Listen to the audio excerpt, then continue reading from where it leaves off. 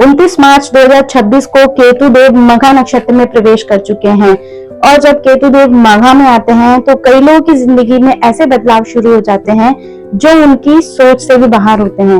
नमस्कार दोस्तों, मैं हूं पूनम और आप देख रहे हैं एस्ट्रोलॉजी विद पूनम। आप सब लोगों को पता होगा कि केतु देव अभी सिंह राशि में गोचर कर रहे हैं और 29 मार्च 2026 से लेकर 6 दिसंबर 2026 तक ये सिंह राशि के मघा नक्षत्र में रहेंगे। अब इस गोचर को समझने से पहले हमें ये समझना बहुत जरूरी है कि केतु देव कैसे ग्रह हैं, सिंह राशि कैसी राशि और मघा नक्षत्र कैसा नक्षत्र है। तो हम शुरुआत करते हैं केतु देव से।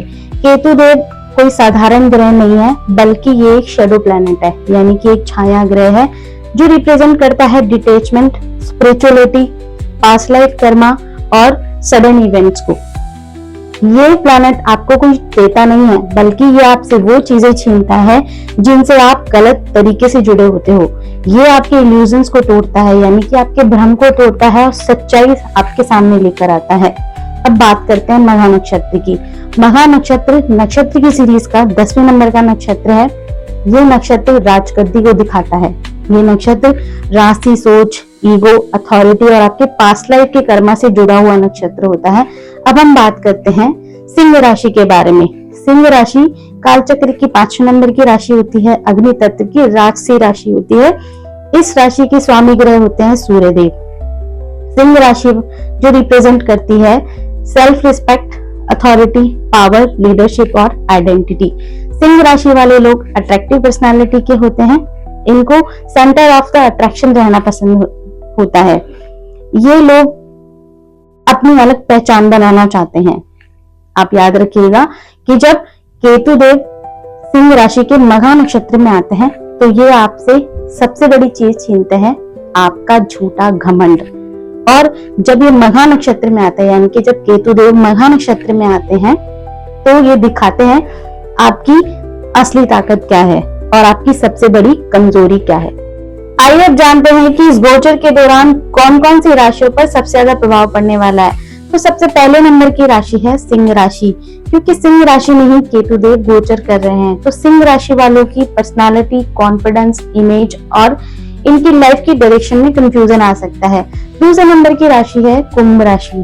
कुंभ राशि वालों की रिलेशनशिप, मैरिज और बिजनेस पार्टनरशिप में दूरी या फिर मिसअंडरस्टैंडिंग बढ़ सकती है। तीसरे नंबर की राशि है वृषभ राशि।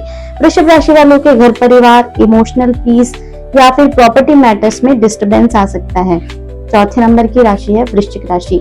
वृश्चिक राशि वालों के करियर एस्पेक्ट से ये गोचर बहुत इंपॉर्टेंट हो सकता है। इनके स्टेटस या फिर वर्क लाइफ में अचानक ट्विस्ट आ सकते हैं।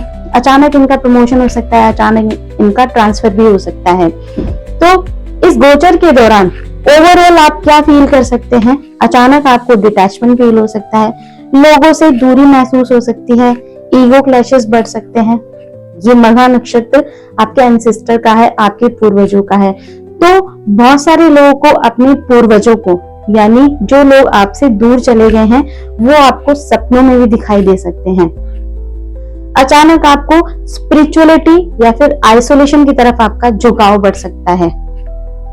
आपके पास्ट कार्मिक कनेक्शंस फिर से एक्टिवेट हो सकते हैं, यानी कि बहुत सालों से जिनसे आप कनेक्शन में नहीं आए हैं उनसे आपसे फिर से आप रिकनेक्ट कर सकते हैं। अब इस गोचर के दौरान केतु देव के प्रभाव को कम करने के लिए आपको कुछ रेमेडीज करनी चाहिए, कुछ उपाय करने चाहिए। चलिए जानते हैं कि वो उपाय क्या है। तो सबसे पहले आपको केतु देव का बीज मंत्र ओम केतवे नमः का जाप करना चाहिए, एक माला यानी कि 108 बार।